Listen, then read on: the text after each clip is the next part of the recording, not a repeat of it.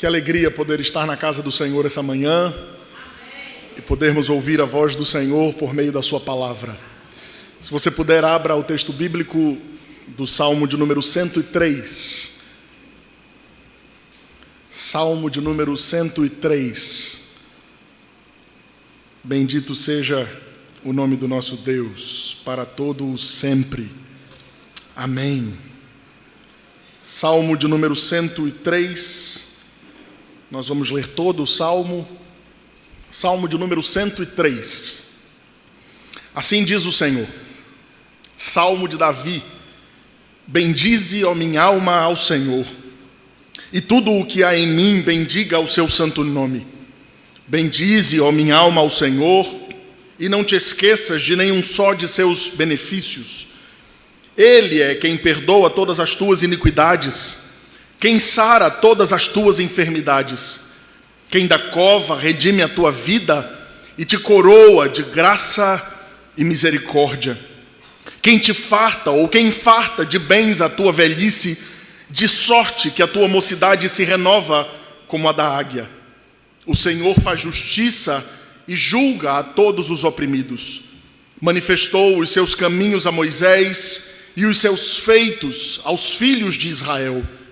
O Senhor é misericordioso e compassivo, longânimo e assaz benigno. Não repreende perpetuamente, nem conserva para sempre a sua ira. Não nos trata segundo os nossos pecados, nem nos retribui consoante as nossas iniquidades. Pois quanto o céu se alteia acima da terra, assim é grande a sua misericórdia para com os que o temem. Quanto dista o oriente do ocidente, assim afasta de nós as nossas transgressões. Como um pai se compadece de seus filhos, assim o Senhor se compadece dos que o temem. Pois Ele conhece nossa estrutura e sabe que somos pó. Quanto ao homem, os seus dias são como a relva, como a flor do campo. Assim ele floresce, pois soprando nela o vento desaparece, e não conhecerá daí em diante o seu lugar. Mas a misericórdia do Senhor é de eternidade em eternidade, sobre os que o temem, e a sua justiça sobre os filhos dos filhos, para com os que guardam a sua aliança, e para com os que se lembram dos seus preceitos e os cumprem. Nos céus estabeleceu o Senhor o seu trono, e o seu reino domina sobre tudo. Bendizei ao Senhor todos os seus anjos, valorosos em poder, que lhe executais as suas ordens e lhe obedeceis a palavra. Bendizei ao Senhor todos os seus exércitos, vós, ministros seus, que fazeis a sua vontade. Bendizei ao Senhor, vós, todas as suas obras, em todos os lugares do seu domínio. Bendize, ó minha alma, ao Senhor. Amém. Vamos ler juntos o último verso? Bendizei ao Senhor, vós, todas as suas obras, em todos os lugares do seu domínio. Bendize, ó minha alma, ao Senhor. Amém. Amém. Há um antigo hino que diz: conta as bênçãos, conta quantas são, recebidas da divina mão. Vem dizê-las todas de uma vez? Não é possível, você é presbiteriano mesmo?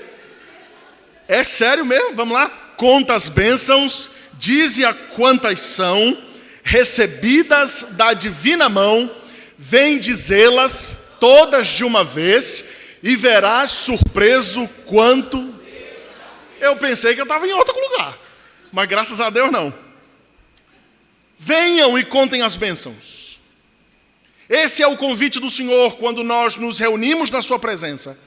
Venham e contem as bênçãos. Este é o convite do Senhor quando nós somos ajuntados como povo santo para a adoração. Venham e contem as bênçãos.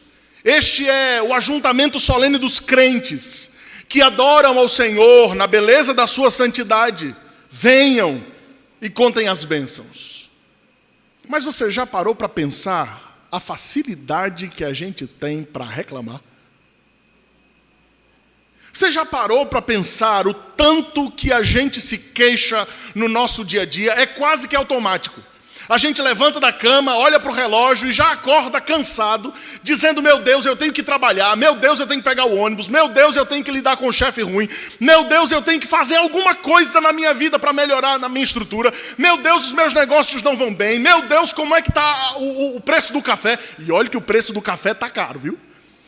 Meu Deus, como é que eu vou resolver a minha vida? A gente já acorda com este sentimento de murmuração automático no nosso coração. Nós somos ligeiros para reclamar, irmãos. Nós somos ligeiros para questionar o Senhor. E aqui vai um detalhe. Todas as vezes que você abre a sua boca e reclama da sua vida, você está dizendo: Deus errou. Sabia disso? Todas as vezes que você abre a sua boca para questionar o Senhor de algo que Ele te permitiu viver hoje, você está olhando para o Senhor e dizendo: o Senhor está errado, eu cuido da minha vida melhor que o Senhor. Se eu fosse o Senhor, eu agia diferente com relação a mim. Todas as vezes que nós reclamamos de tudo que Deus tem nos feito viver. E aqui é um detalhe, irmãos. Não é pecado, não há problema nenhum em você almejar crescer de vida. Não é problema nenhum você almejar, desejar um futuro melhor, estudar para um concurso público, estudar para melhorar de trabalho, fazer outras seleções de emprego para que você receba um salário melhor, esteja numa melhor condição de trabalho. Não há pecado nenhum nisso. A questão é, todas as vezes que nós somos ingratos, nós estamos dizendo a Deus que governamos a nossa vida melhor que Ele. Essa é uma realidade posta diante de todos nós. Afinal de contas, talvez a boca que mais reclame aqui seja a minha. Todos nós estamos no mesmo balaio, irmãos, aprendendo do Senhor esta manhã a exercermos uma vida de gratidão. Uma coisa é certa, Davi começa este salmo conclamando a si mesmo. É tão próprio que todos nós nos colocamos na mesma condição que Davi não faz um sermão deste salmo. Davi não começa este salmo falando aos outros. Davi começa este salmo falando à sua própria alma. Davi olha para a sua história e compara toda a sua trajetória fazendo um convite à adoração. É por isso, irmãos, que nós lidamos com este salmo na certeza de que ele tem uma perspectiva completa de um cântico de gratidão.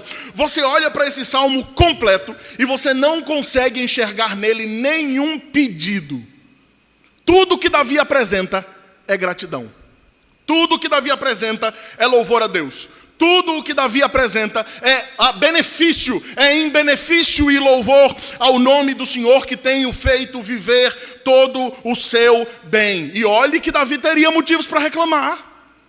E olhe que Davi teria motivos para se queixar diante de todas as coisas. Vamos citar alguns detalhes. Davi, sem nada fazer, somente por ser ungido pelo Senhor como futuro rei de Israel, provoca a ira do rei que está sentado no trono, que quer lhe matar o tempo inteiro. Será possível que isso não seria um motivo de chegar diante do Senhor se queixando? Mas, ao lidar com toda a sua vida, Davi olha para o seu próprio coração e convida a sua alma para cantar. Diante de tantas razões para reclamar, irmãos, e olha que eu apresentei algumas aqui, e que o Senhor não as entenda como reclamação, mas o preço do café tá difícil. A questão é a seguinte: bom nordestino, rapaz. Mas a questão é a seguinte, irmãos. Diante de tantas razões que nós temos para reclamar, nós somos convidados nessa manhã a parar e refletir com base na palavra de Deus e sermos orientados de como nós devemos proceder.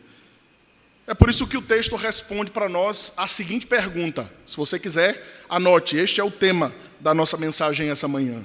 Por que ser grato ao Senhor? Por que ser grato ao Senhor? Em primeiro lugar, os versos de 1 a 5 nos apresentam o porquê ser grato ao Senhor. Em primeiro lugar, nós devemos ser gratos ao Senhor porque a nossa sorte foi transformada. A nossa sorte foi transformada. Quando Davi começa este salmo, ele não está falando para uma plateia, como eu te disse. Quando Davi começa esse salmo, ele está falando consigo mesmo. Ele está olhando para o seu próprio coração, olhando para a sua própria alma e dizendo: bendize, ó minha alma, ao Senhor, e tudo o que há em mim bendiga ao santo nome do Senhor Yahvé. Em uma conversa íntima com a sua própria alma, Davi está fazendo uma convocação à integralidade. Sabe o que Davi está fazendo aqui no verso 1? Bendize, ó minha alma, ao Senhor, e tudo o que há em mim. Davi está dizendo: não há nada em mim que deve ficar de fora desse momento de gratidão. Não há nada em mim que deve ficar de fora. É como se ele dissesse para si mesmo: Davi, minha alma, reúna tudo o que você é e todas as suas faculdades. Reúna a sua razão, reúna a sua emoção, reúna o seu pensamento, reúna a sua memória, reúna o seu desejo e louve ao Senhor por tudo o que Ele tem feito em você, por você, através de você, sem qualquer tipo de reservas. Tudo o que há em mim, louve ao Senhor. Desse modo, Davi sabe que a gratidão verdadeira não é uma gratidão entregue por partes. Davi sabe que a gratidão verdadeira é entregue na completude do nosso ser. Deus conhece o nosso coração, irmãos. É o Senhor quem sonda quem somos, o que fazemos, o que pensamos, o que falamos. Ou melhor, antes mesmo de falarmos, Ele sabe das palavras que ainda não nos chegou à boca. É certo que o Deus que conhece a nossa vida, é Ele, este Deus, que nos convida a adorá-lo na beleza da sua santidade. E a pergunta que a gente faz é: então por que Davi, no verso 2, vai recomendar não se esquecer de nenhum dos benefícios? Por quê? Porque este Deus, que sabe quem nós somos, sabe quais são os ambientes da nossa vida que nós compartimentalizamos, achando nós que Ele não tem acesso. Nós vivemos uma vida compartimentalizada. Quer um exemplo claro disso? Você acha que sua vida cristã só pode ser exercida aqui na igreja. E é por isso que quando você passa por essas portas, lá fora, você se comporta como qualquer um. Você faz negócio como qualquer um. Você lida com dinheiro como qualquer um. Você conversa e as suas palavras são as mesmas palavras dos ímpios, porque você vive como qualquer um. Uma vida compartimentalizada diz respeito a: eu sou santo nos ambientes ditos santos e eu sou ímpio nos ambientes ditos ímpios. Afinal de contas, ninguém precisa saber que eu sou santo. Será? Quando Davi convida a completude da sua alma, Davi está fazendo uma leitura de que Deus nos conhece por completo. E por completo o Senhor nos conhece nos ambientes santos e nos ambientes não santos. Mas o Senhor nos fez santos para que por meio da santidade, mesmo os ambientes que nós não o consideramos como ambientes santos, sejam santificados pela presença de Deus em nossa vida. É por isso que não dá para compartimentalizar a vida. É por isso que não dá para compartimentalizar o nosso próprio ser. Quando Davi diz: louva, ó minha alma, e não esqueças de nenhum dos benefícios que Deus tem feito a você, Davi está dizendo: louve completamente e louve-o por tudo. Louve-o completamente e louve-o por tudo. É como se Davi estivesse olhando para si mesmo e, após o convite de todas as suas faculdades diante de Deus, ele diz: lembre, minha alma, de tudo. Lembre de tudo o que Ele fez. E jamais esqueça de nenhum detalhe. Nenhum detalhe. E agora Davi começa a apresentar uma lista de 6 bênçãos que nós recebemos. 6. Se você puder, tome nota. Primeiro, ele apresenta a bênção do perdão. A bênção do perdão. Ele diz: é Ele quem perdoa todas as tuas iniquidades. Meus irmãos, por que Davi não começa por outra coisa?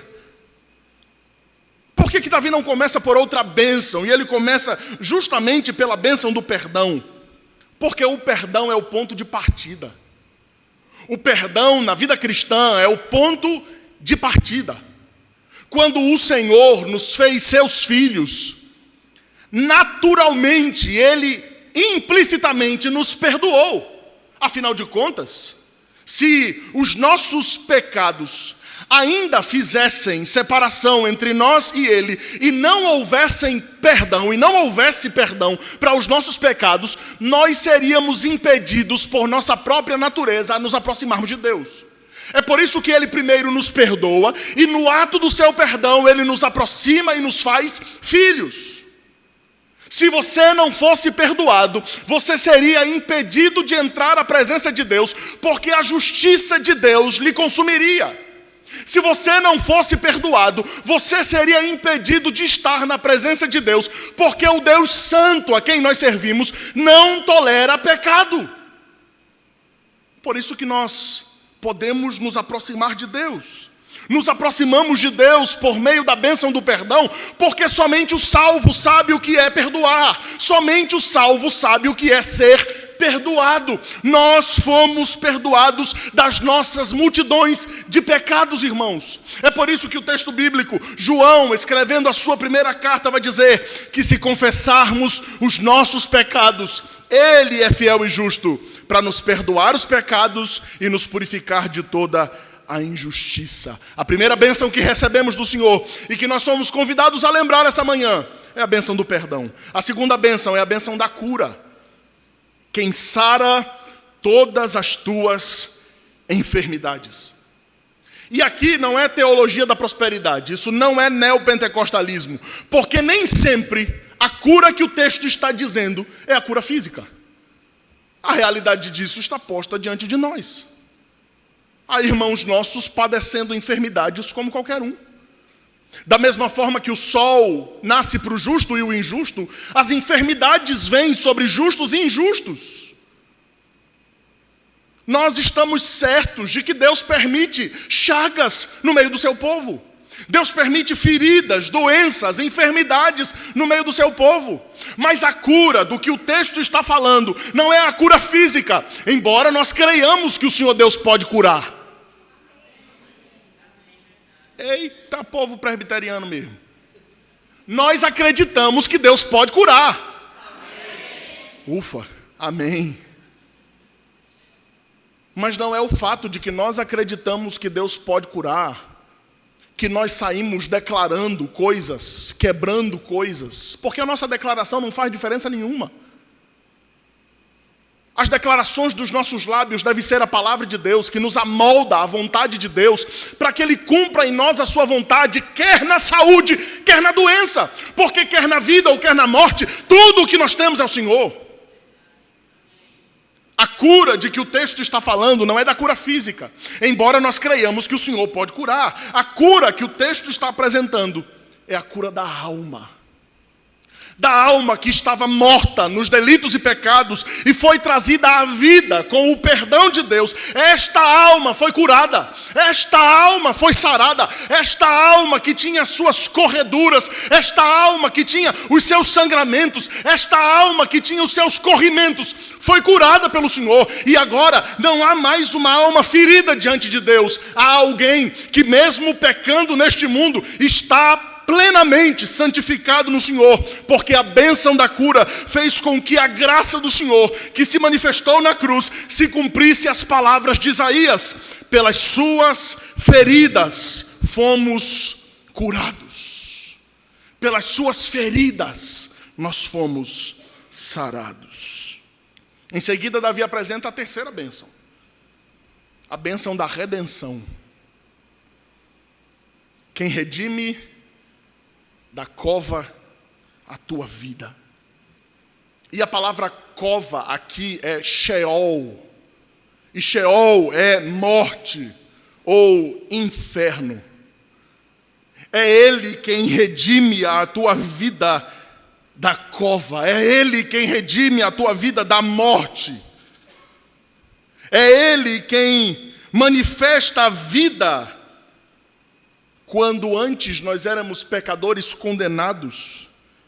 E é o texto bíblico que diz que Deus prova o seu amor para conosco, tendo Cristo vindo ao mundo, quando nós ainda éramos pecadores.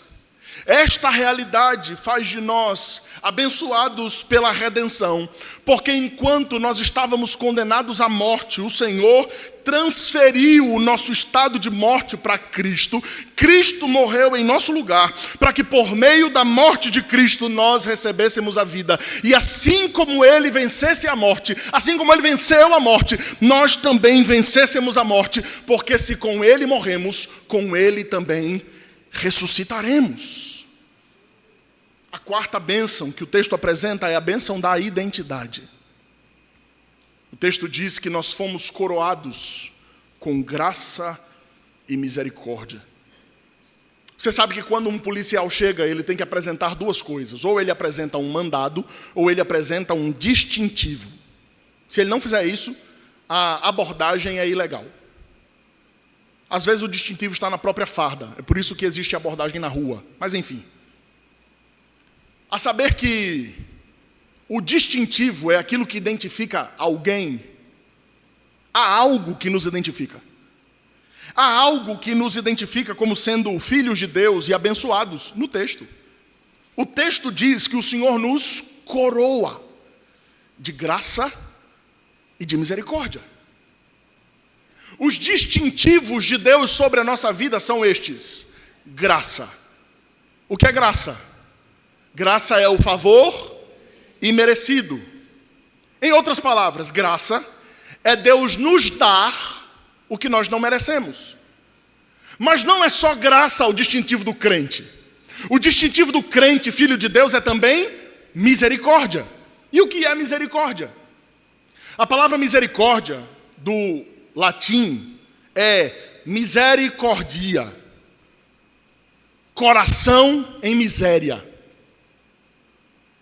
A aproximação mais próxima, com o perdão da redundância, dessa palavra é a seguinte: alguém que está em uma posição superior, olha para o outro que está em posição inferior e coloca o seu coração em estado de miséria, a ponto de se rebaixar para acompanhar aquele que era menor. Você compreendeu? Eu vou repetir. Alguém que é superior olha para alguém inferior e coloca o seu coração em estado de miséria. É como se o coração sangrasse por olhar alguém que está numa condição inferior, e esta pessoa se reduz àquela condição inferior para que aquela pessoa que era inferior fosse acompanhada pela que tem condição superior. Entendeu? Você entendeu agora a encarnação de Cristo? O Senhor que é superior colocou seu coração em miséria, e aí o termo misericórdia, e ele veio, encarnou e viveu entre nós, padecendo e sofrendo das mesmas dores nossas, tentado nos mesmos pecados que nos tentam, mas em nada ele pecou. Esse Deus grandioso manifestou graça e misericórdia quando nos deu o que nós não merecíamos, mas quando nos privou de receber aquilo que merecíamos. Isto é misericórdia. Misericórdia é a privação de Deus de nos dar aquilo que nós merecemos. Você e eu merecíamos o inferno. Você e eu merecíamos condenação. Você e eu merecíamos estar afastados de Deus para sempre, mas pela graça nós fomos salvos, e pela sua misericórdia nós fomos preservados. Aleluia! Esta é a realidade que nos move, irmãos. É saber que o distintivo de Deus aplicado em nós é graça. Quando Deus ofereceu a você o que você não tinha e você não merecia, mas também misericórdia. Quando o Senhor olhou para você com um olhar de amor e poupou você da condenação eterna, enviando o seu Filho Jesus para morrer na cruz do Calvário, em meu e em seu lugar. Aleluia. Esta é a realidade, meus irmãos, da quarta bênção. A quinta bênção é a bênção da benevolência, que farta de bens a tua velhice. O Salmo 92 apresenta algo lindo, que junta tanto a quinta bênção quanto a sexta. Porque a quinta bênção é a bênção da benevolência, e a sexta bênção é a bênção do renovo. E veja como o Salmo compila essas duas bênçãos quando apresenta. Ele diz que farta de bens a tua velhice, de sorte que a tua mocidade se renova como a da águia. É o Senhor quem nos abençoa. Você tem dúvida disso? É o Senhor quem nos abençoa. E aqui vai uma aplicação prática. Se é o Senhor quem te abençoa, por que tanta arrogância? Se é o Senhor quem te abençoa, por que você monta em tanto orgulho? Se é Deus quem te dá tudo o que você tem, por que você se considera superior a quem não tem? Se é Deus quem faz todas as coisas para que você tenha boa vida, fartando a sua vida de bens, você percebe que assim como nós lemos no texto de Jó, o mesmo Deus que dá, é o Deus que pode manifestar a sua justiça, para manifestar o poder do seu nome, retirando. Sim, o Senhor pode nos privar das bênçãos que Ele tem nos dado. A questão é como é que você tem administrado as coisas que Deus tem te dado. Porque não é porque Deus te deu que é seu. Você entendeu? Sabe, seu carro, seu trabalho, seu dinheiro, seus negócios, sua família, seu casamento, seus filhos, não é porque Deus te deu que é seu. O Senhor te deu como mordomo. Você administra aquilo que é dele. Por isso que você tem que ser fiel mordomo. Por isso que você tem que ser bom mordomo.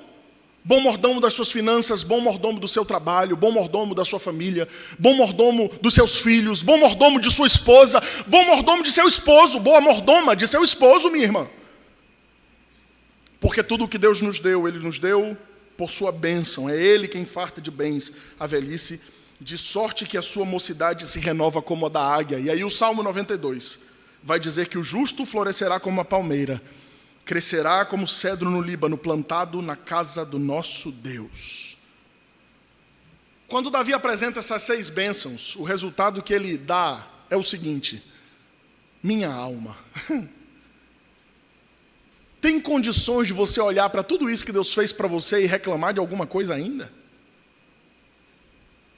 Davi está fazendo uma autorreflexão e convidando sua alma para cantar ao Senhor, convidando sua alma para louvar ao Senhor, e ele está dizendo: minha alma, será possível que depois de você identificar tudo que Deus tem feito por você, você consegue abrir a boca ainda para reclamar de café?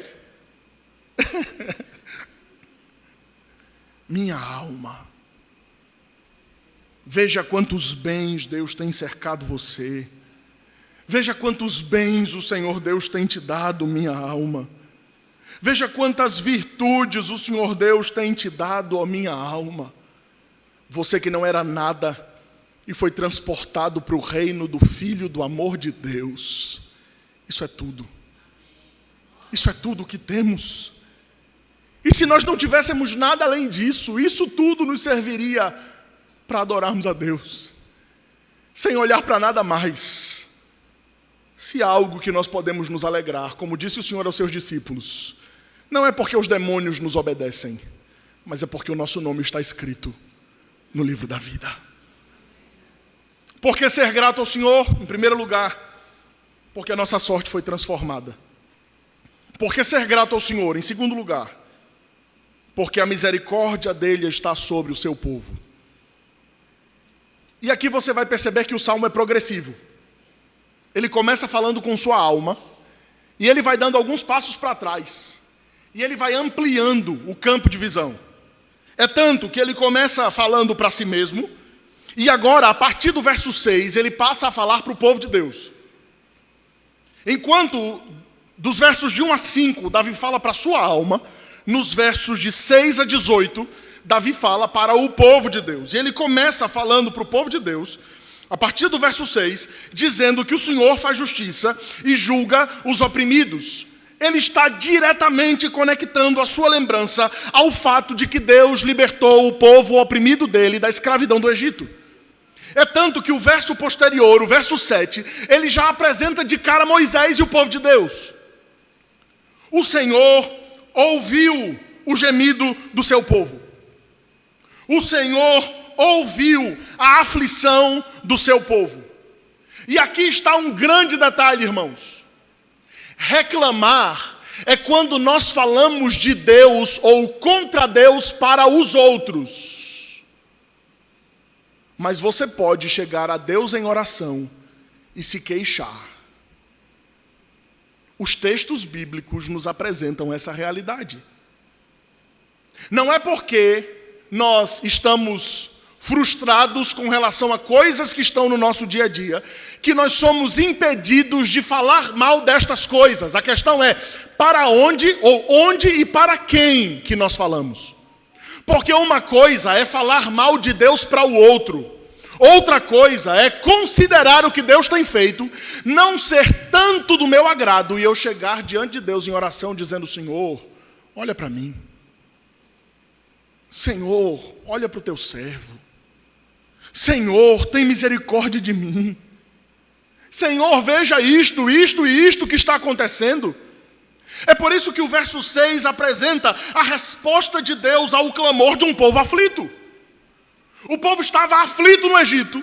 O povo estava reclamando, murmurando. Obviamente o povo tinha essa característica. Mas quando o povo se reunia em oração, eles clamavam ao Senhor. E o texto bíblico diz, em Êxodo capítulo 3, que Deus ouviu o clamor do seu povo. E porque Deus ouviu o clamor do seu povo, o Senhor levanta Moisés, e Moisés se torna o libertador. Daí em diante, o texto vai mostrar qual é a realidade de Deus em abençoar o seu povo. A libertação, irmãos, do Egito, demonstra para nós acerca da nossa libertação de quando nós vivíamos debaixo do império das trevas. De quando nós vivíamos debaixo do império do mal. De quando nós vivíamos longe da presença de Deus. E é por isso que Davi menciona justiça e juízo no início desse parágrafo.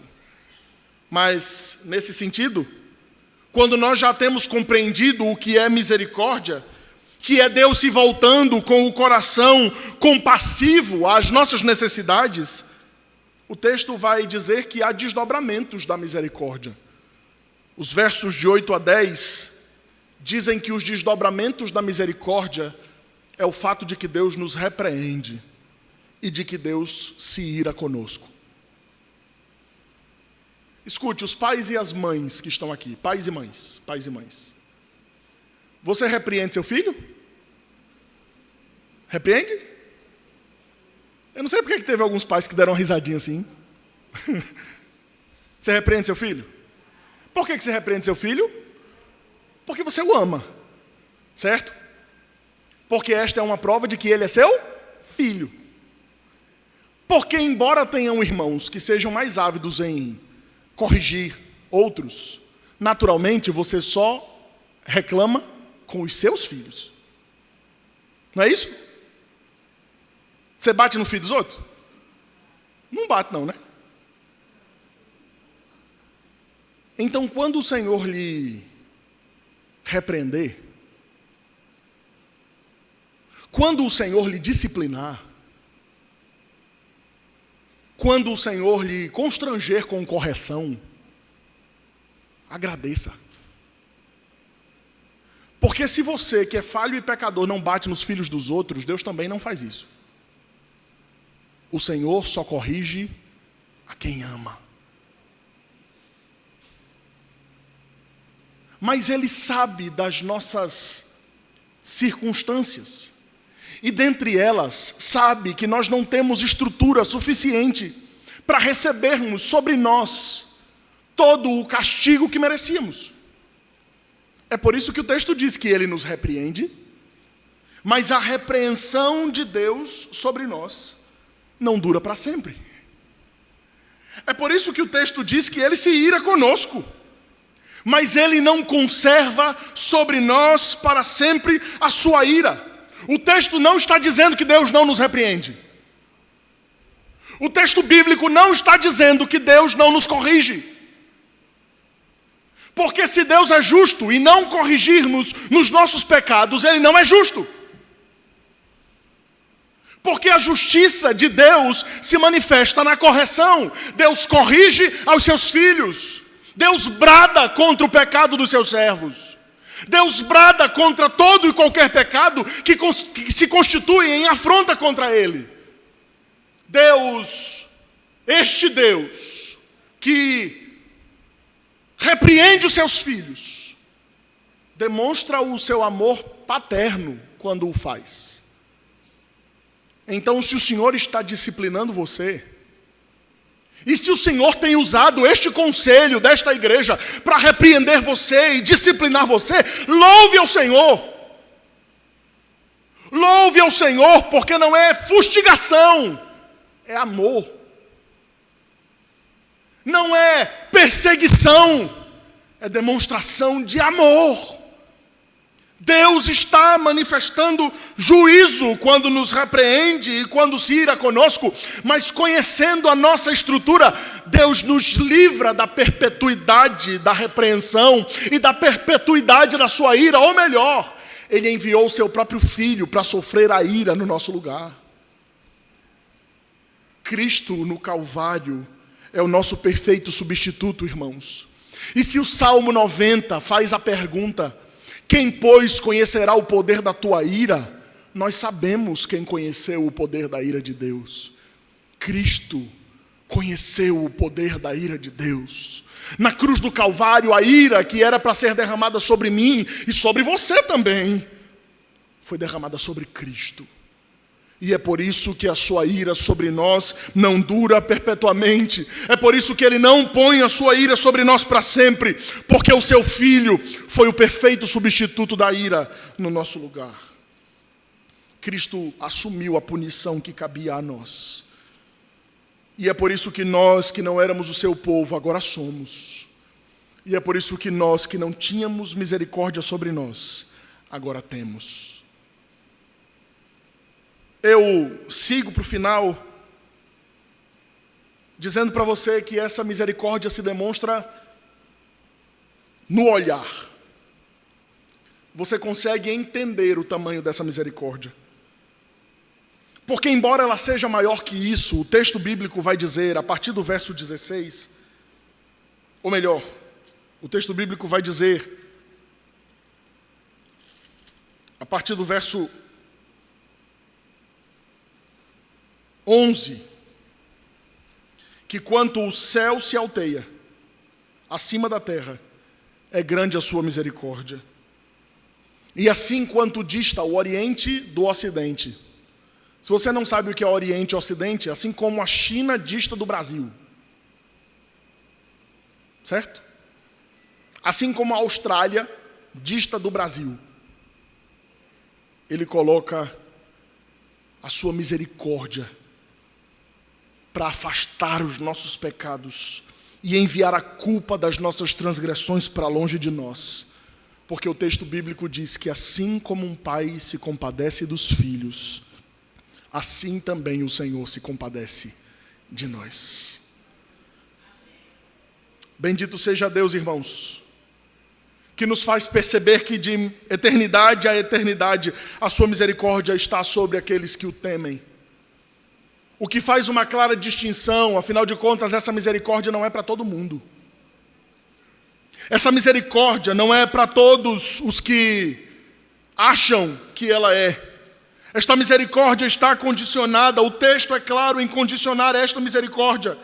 O texto diz que essa misericórdia não vem a todos os homens, mas essa misericórdia vem especificamente para aqueles que guardam a sua aliança.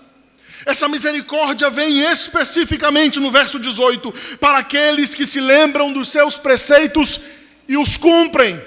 Essa misericórdia vem especificamente para aqueles que obedecem à vontade de Deus. Por que ser grato ao Senhor?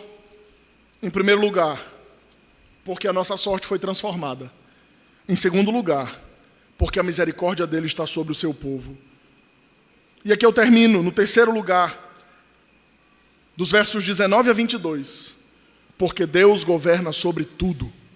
Porque Deus governa sobre tudo. Você lembra que eu disse que Davi vai dando passos para trás para ampliar o horizonte, para ampliar o que ele está vendo? Ele começa o salmo falando para a sua alma, ele dá alguns passos para trás e ele fala para o povo de Deus, e ele dá mais alguns passos agora, e ele olha para toda a criação. E ele termina esse salmo com um clímax, o ápice grandioso. Davi termina este salmo olhando para todas as coisas que Deus fez e dizendo: este Deus que se assenta no trono governa sobre todas as coisas. O verso 19 diz que Deus estabeleceu no seu trono o seu reino, e do seu trono ele reina sobre todas as coisas. O trono mais alto e sublime da adoração, o trono em que ele é adorado e servido por seus anjos, o trono em que ele é adorado e servido por toda a criação. O Salmo 19 que diz que um lado ou o Oriente anuncia ao Ocidente a grandeza do poder de Deus, de fato se cumpre quando o Senhor, sentado no seu trono, é louvado por todas as coisas que ele fez. O Salmo convida os anjos a louvar, o Salmo convida as criaturas a louvar, o Salmo convida as coisas a louvar. O Salmo diz que todas as coisas, vivas e não vivas, animadas ou inanimadas, todas elas louvam o poder grandioso do nosso Deus.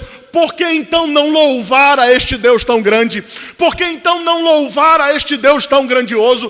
Por que então não louvar a este Deus que tem céus e terra nas suas mãos? Por que então não louvar a este Deus que governa cada milímetro do universo? Por que não louvar esse Rei poderoso que tem todas as coisas, todos os detalhes conforme a sua própria vontade? Por que não louvar a esse Deus? A pergunta é retórica. A pergunta é retórica porque você acha que Deus precisa do nosso louvor? Ele que tem o louvor mais perfeito dos seus anjos santos, que nunca conheceram o pecado. Você acha que Deus precisa do seu louvor? É por isso que aqui vai uma aplicação direta a nós. Se você tem certeza e consciência de que Deus não precisa do seu louvor, cuide do seu culto. Se você tem consciência de que Deus não precisa do seu louvor, estas portas se abrem para nós, para que nós nos ajuntemos aqui, para que tudo quanto a gente fizer aqui seja reflexo da gratidão do nosso coração por tudo que Deus nos fez. O culto tem que ser entregue com a completude da sua alma.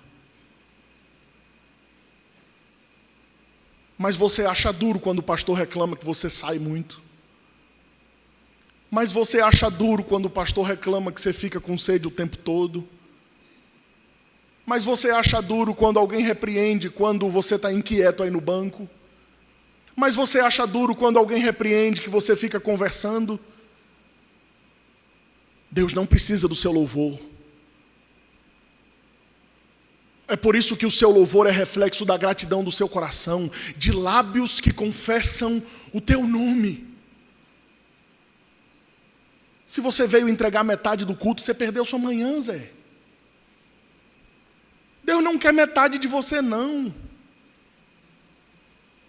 Seu culto não é para ser entregue pela metade. E aqui eu fecho o parêntese considerando irmãos que realmente têm necessidade de ir lá fora. Crianças pequenas, irmãs gestantes, irmãos que são enfermos e precisam se medicar. Há questões de necessidade.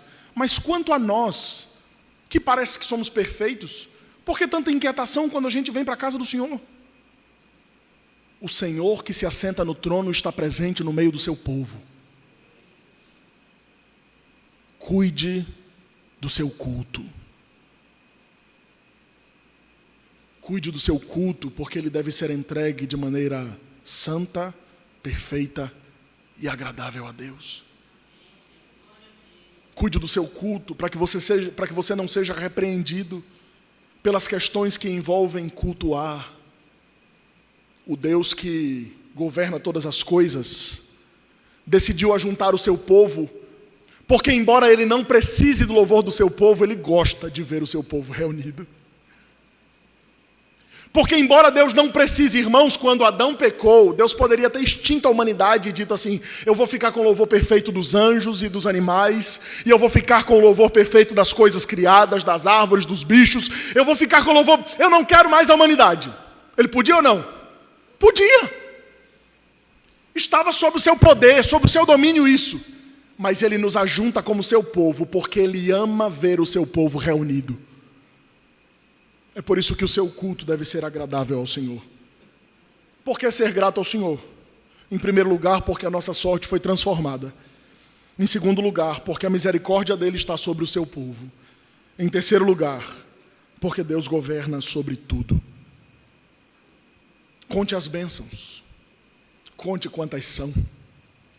Recebidas da divina mão, vem dizê-las todas de uma vez.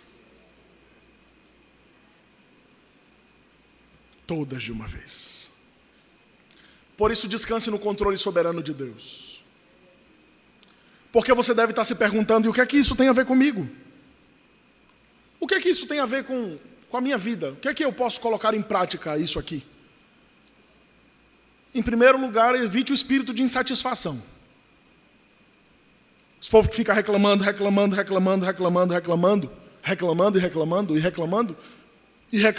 já chegou perto de alguém assim? É bom, né? E aí você vai para o psicólogo e o psicólogo diz assim: não, tem que reclamar mesmo. É mesmo. Bote para fora o que você está vivendo. Bote para fora as coisas do seu coração. Sério?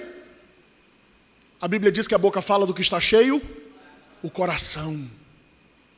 Quanto mais você tem murmuração nos lábios, mais você demonstra que o seu coração está contaminado por murmuração. Mas louve ao Senhor, porque a misericórdia dele lhe alcançou. Por isso, troque o seu ressentimento por perdão. Troque o coração aflito por um lábio alegre, que pode se regozijar em tudo que Deus tem feito. E porque Deus governa todas as coisas, você pode descansar no controle soberano dele. Que embora as coisas todas estejam indo de mal a pior, você é salvo.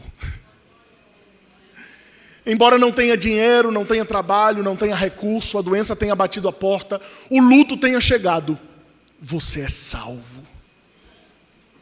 E a alegria da nossa vida está no fato de que o Senhor nos comprou com seu sangue. Vem dizê-las todas de uma vez e verás surpreso quanto Deus já fez. Obrigado, Senhor, pela tua palavra. Nós te agradecemos, ó Deus, porque é o Senhor quem manifesta o teu poder no meio do teu povo. Nós te louvamos então, ó Deus, porque nessa manhã nós relembramos motivos pelo qual ser grato ao Senhor. E se a insatisfação e a tristeza têm tomado conta do nosso coração, que nós saibamos nos alegrar em tudo o que o Senhor tem nos feito, para a glória do teu nome. Nós oramos com gratidão, em nome e por amor de Cristo Jesus. Amém.